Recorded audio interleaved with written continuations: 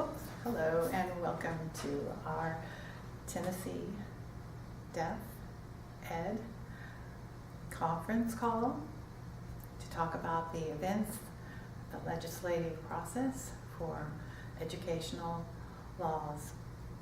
I wanted to inform you that this is a new attempt to contact everyone using voice and sign, and I'm looking forward that you will send me your feedback.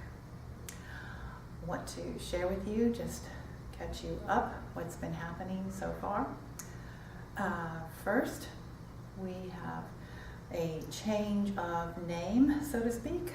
I have been in conversations with several lawmakers and J.C. Bowman, and he has explained that this year, 2017, at the Hill in Nashville, several laws are being called Bill of Rights, and several legislators have indicated that they are not pleased with the title Bill of Rights for any of these different, there's a Bill of Rights for teachers, a Bill of Rights for foster children, and going on, and the concern is that when we call something the Bill of Rights, we are implying something more deep than just making a new law. So we are changing the focus this year so we won't be confused with different Bill of Rights legislation, and that we can clarify that we are talking about high quality deaf education for all students in Tennessee. So we are calling it TN Deaf Ed. So soon you'll be seeing more about that on all the different publications and social media. Second, I wanted to inform you that a white paper, this means it's an educational summary of everything that supports deaf education needs and requirements. So that is available to contact me. I'll be happy to send it to you, or it will be posted on the 10 Deaf Ed website soon. So now we are writing, several people are writing an expanded white paper to focus on specific elements of our requests of the legislature in their lawmaking this 2017 year. Third, we are meeting with the decision and policymakers. We have an educational packet. We have requested the writing of the different laws that will be proposed, and also there have been meetings with the Tennessee Department of Education and the Tennessee Department of Health. So those meetings have been occurring with families, parents, and a few people who are concerned about the direction of deaf education.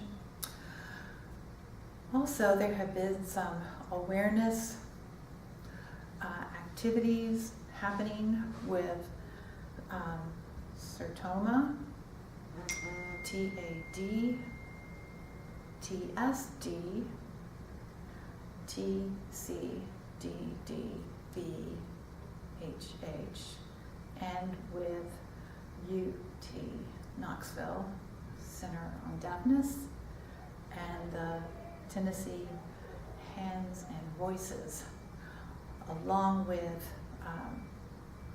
activities at the library, services for the deaf and hard of hearing with literacy. And also there are many families and deaf adults who are gearing up for the Deaf Mentor presentation at the November 5th statewide workshop at TSB. So there are many awareness activities going on in the state. Also, ASL in the schools for foreign language, that has been written and proposed to the Tennessee Department of Education and Higher Learning. That's the college level. Work is being done now with combined efforts of several people, led by Senator Gresham and J.C. Bowman and the Commissioner of Education, Candace McQueen. So we are now at the place of waiting for a sign-off from higher education to accept ASL as satisfying the requirements for a foreign language when students apply for college. Next, we're going to talk about the Deaf Mentor Program that will be seeing a presentation, like an overview, just to see what's included. That will be happening November the 5th. We were fortunate that Sertoma paid for that presenter to come to Nashville and present. We're really excited about that. We are inviting as many people as possible to come in that afternoon, like 12:15 to 3 o'clock presentation time. We are eager to have all of the stakeholders, so deaf adults, parents, community members, interested people, we want to come and to learn more about the Deaf Mentor Program. This is a very valuable tool for the state of Tennessee. So far, we've been busy trying to catch up with all of the requirements needed to be prepared for our meetings on Legislative Hill in the coming weeks. Now, what will be happening next? First, we are, as I mentioned, we're going to be expanding the writing of the white paper. That white paper is really means that we will be writing in depth several pages talking about the specific, unique needs that we want to see happen and looked at. For example, IEP, IFSP, addendums, language access learning plans. We want to see specific qualified people teaching deaf children, evaluating deaf children. We want to see specific and appropriate assessment tools, tests, when deaf students are being evaluated or tested for eligibility, and as well monitoring that student's progress. We also will be including teacher surveys.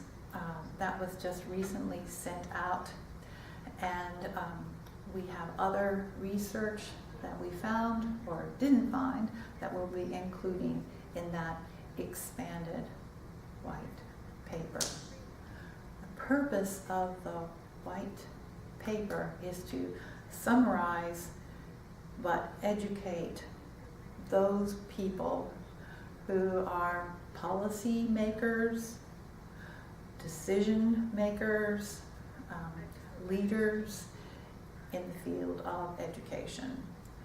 Our hope is to distribute that information, the brief one that was already written, and then as time goes on and the different committees meet in maybe January and February, they have their committees and they're discussing the different proposals for legislation.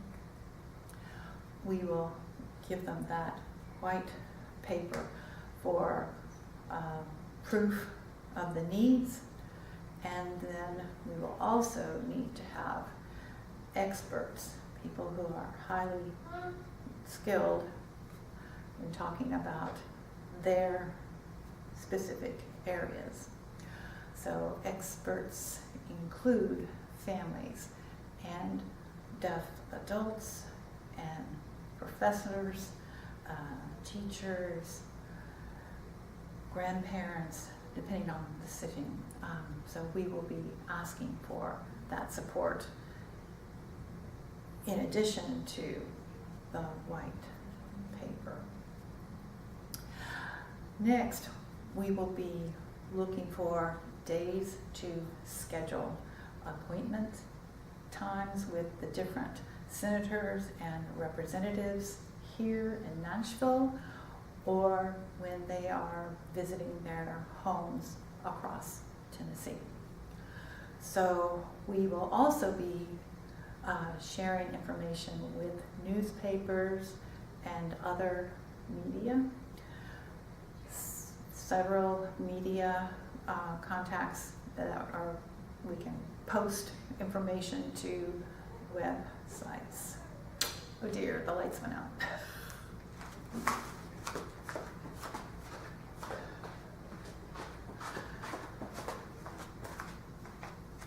Thank you. So we will be having in January an opportunity for senators and the representatives to go and visit the different schools in the metro area. There are several. They have preschool, elementary, middle, high school. We are hoping that they can see classrooms and itinerant teacher services. So there might be 4 senators, representatives going to visit the different schools. Also, we are hoping in February to plan a family day on the Hill.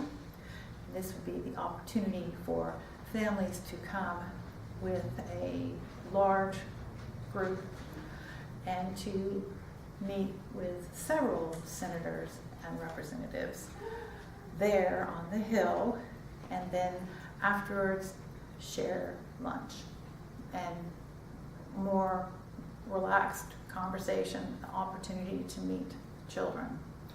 But both January and February are in process. They have not yet been scheduled, but they are in process. Third, currently I have been in contact with a representative and a senator and J.C. Bowman about writing specific legislative proposals that will be presented to the Hill soon and then appointed to the different committees for in-depth discussion, and then the next step would be voting on those legislative proposals. So right now, Joe Pitts and Senator Gresham and J.C. Bowman, three of them and me will be involved in writing specifics we have identified 7 specifics, and those are listed on the information I sent to you before this meeting. Next, we are being asked to record a few people to make something like a commercial that would have maybe 10 minutes of specific deaf education, hard of hearing, unilateral, or deaf-blind information included in those commercials that JC will broadcast to all of his contacts with the legislative offices, and also teachers, different people involved with carrying out education of the deaf. Next, we are hoping that families will begin to contact their legislators, senators, or representatives in their home communities so that they can meet face to face, share information. The education packet has business cards, has the brief white paper, and it has information from the social media, how to contact or review those web sites or Facebook or other options. Next, I want to just share a few dates with you. On October 15th, that's this Saturday, tomorrow, NAD has sent a person to Nashville from TAD's request, and the focus of that will be how to work with different people, senators, representatives, how to advocate for yourself and for the deaf community, and I will be involved in that workshop tomorrow, October 15th. On October 24th and 25th, the Tennessee Deaf Blind Project has a meeting with families focusing on deaf-blind skills and assessment. This workshop is being held in Franklin, Tennessee, and I think that information is available to you through the Tennessee Deaf Blind Project. On November the 4th, Eddie, the Early Hearing Detection and Intervention program, is meeting in the morning from 9 to 12. Then TNCDDBHH, that's the Tennessee Council for the Deaf, Deafblind, and Hard of Hearing, will be meeting on the 4th, November the 4th, from 9 until the afternoon, discussing their business for the state. And then TAD is meeting on November the 4th from 6 until 9. Those are all here in Nashville on November the 4th. On November the 5th, that is the statewide workshop for teachers and parents with deaf children and other professionals working with deaf children, so interpreters or psychologists, speech, audiology. We are hoping that all of you can participate. The Deaf Mentor project will be presented on November 5th from 12:15 to 3 o'clock as I just mentioned. So we are hoping that we can work together and achieve several of these goals. I'm asking for your help by volunteering and letting me know, or setting up little work groups in your area to help with first writing the specifics. That means the 7 specific goals that we have outlined in our mission and vision statements and in previous drafted writing, to ask for educational improvements. So if you are interested or can help with reading or editing or writing those 7, we would really please contact me. Next, I need help. We need to work together on creating a quote-unquote elevator speech. We need a brief way of saying what we really hope will happen when we meet face-to-face with senators, representatives, and other policy and decision makers. So please inform me if you are interested in reviewing several options, and then you can edit or write, make suggestions. It'll be really appreciated. Third, we need to start organizing our visits to the legislative decision and policymakers throughout Tennessee, not only here in Nashville. So I have a list of families and professionals and deaf adults.